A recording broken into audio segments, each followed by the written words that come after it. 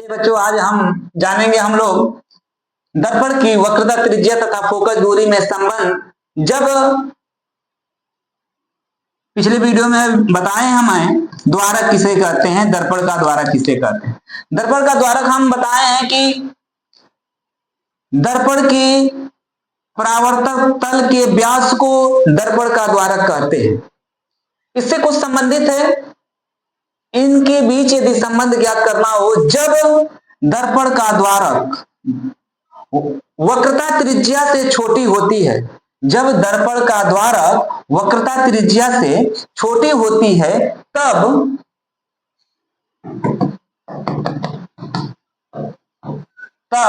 वक्रता त्रिज्या से वक्र फोकस दूरी आधी होती है।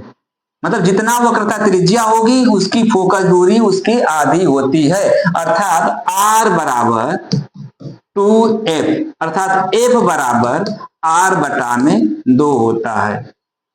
मतलब कि फोकस दूरी का दुगुना वक्रता त्रिज्या होती है, वक्रता त्रिज्या की आधी फोकस दूरी होती है। ये दर्पण की वक्रता त्रिज्या और फोकस दूरी में संबंध है। लेकिन कब यह स्थिति होगी? जब वक्रता त्रिज्या से दर्पण का द्वारक छोटा होगा, तब यह स्थिति लागू होगी। अगला हेडिंग है, अगली हेडिंग हम दर्पण गोले दर्पण से बनने वाले प्रतिबिंब की स्थिति को ज्ञात करेंगे। इसकी 3 स्थितियां होती हैं। कौन कौन सी स्थिति होती है इसके बारे में जानेंगे। पहली जो स्थिति होती है,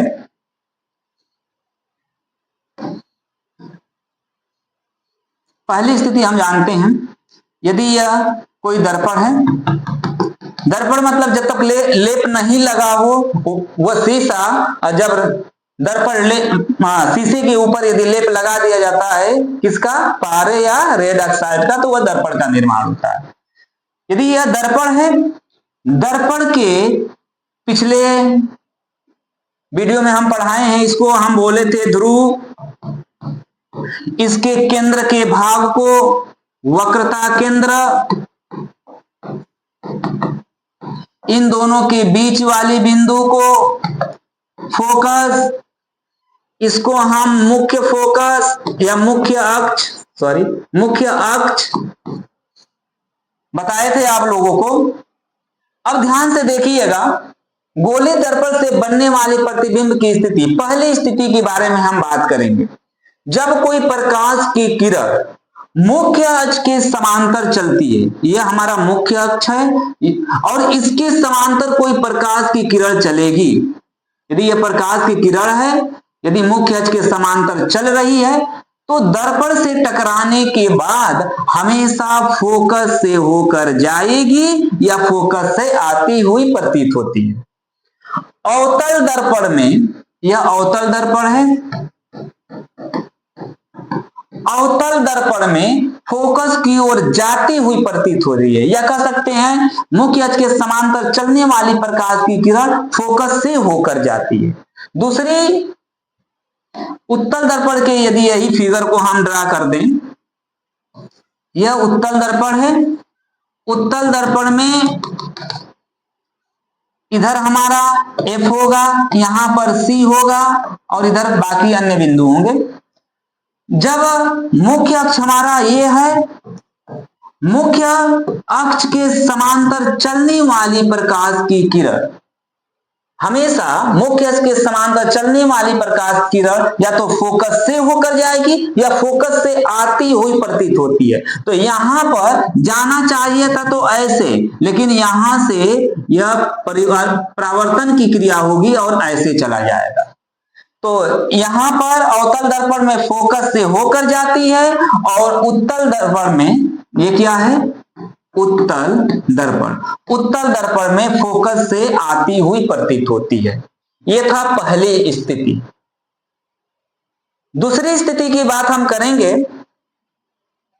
दूसरी स्थिति में क्या है,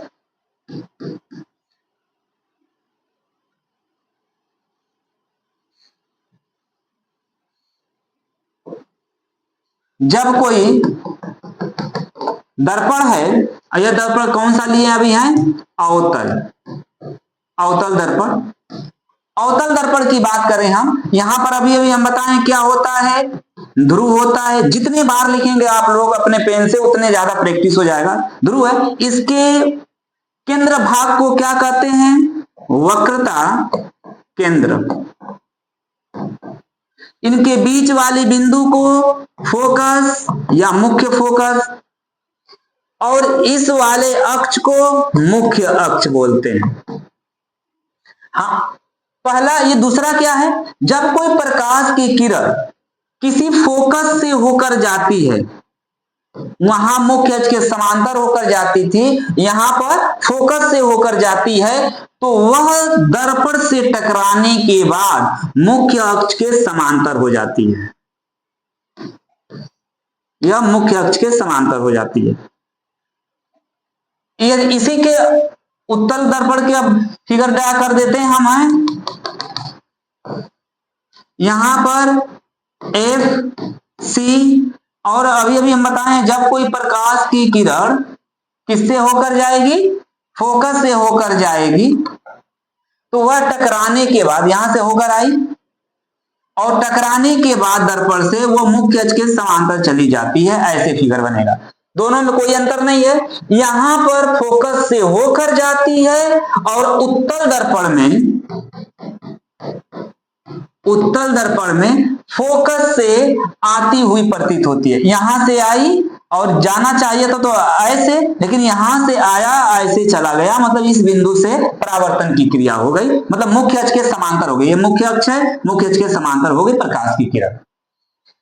अगला तीसरी बात हम बात करेंगे। तीसरा हम फिगर को ड्रा करते हैं और समझाते हैं। ये हमारा अवतल दर्पण है, यहां पर P है, ध्रुव जिसे कहते हैं, यहां पर C है, वक्रता केंद्र जिसे कहते हैं, यहां पर F है जिसे फोकस बोलते हैं। अब जब कोई प्रकाश की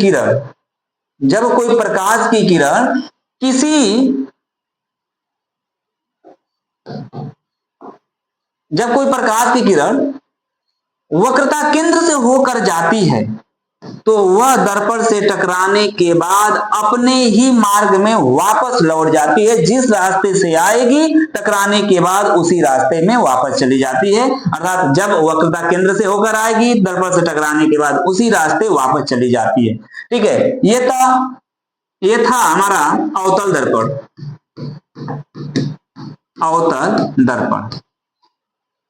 उत्तल दर्पण में देख लेते हैं फिगर कैसे ड्रा होगा।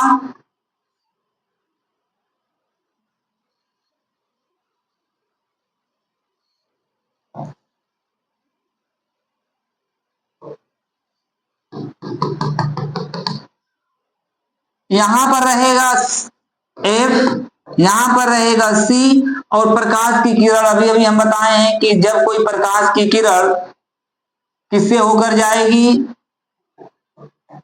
वक्रता केंद्र से होकर जाएगी, तो जिस रास्ते से जाएगी उसी रास्ते वापस चली जाएगी। अर्थात जैसे आया उधर ही वापस चली जाएगी। तो ये था, तीन स्थितियां थी और तीनों, ये था हमारा उत्तल दर्पण। फिर से समझ लेते हैं इसको, है तीनों स्थिति को। ये पहली स्थिति है, तो जब कोई प्रकाश की किरण मुख्य अक्ष के समांतर चलती है, दर्पण से टकराने के बाद फोकस से होकर जाएगी या फोकस से आती हुई प्रतीत होगी। अवतल दर्पण में फोकस से होकर जाएगी, उत्तल दर्पण में फोकस से आती हुई प्रतीत होगी। दूसरी कंडीशन हम बताएं, जब कोई प्रकाश की किरण फोकस से होकर जाती है तो दर्पण से टकराने के बाद मुख्य अक्ष के समांतर हो जाती है, अर्थात यहां पर भी मुख्य अक्ष के समांतर हो गई। तीसरी स्थिति, जब कोई प्रकाश की किरण वक्रता केंद्र से होकर जाती है तो दर्पण से टकराने के बाद अपने ही मार्ग में वापस लौट जाती है।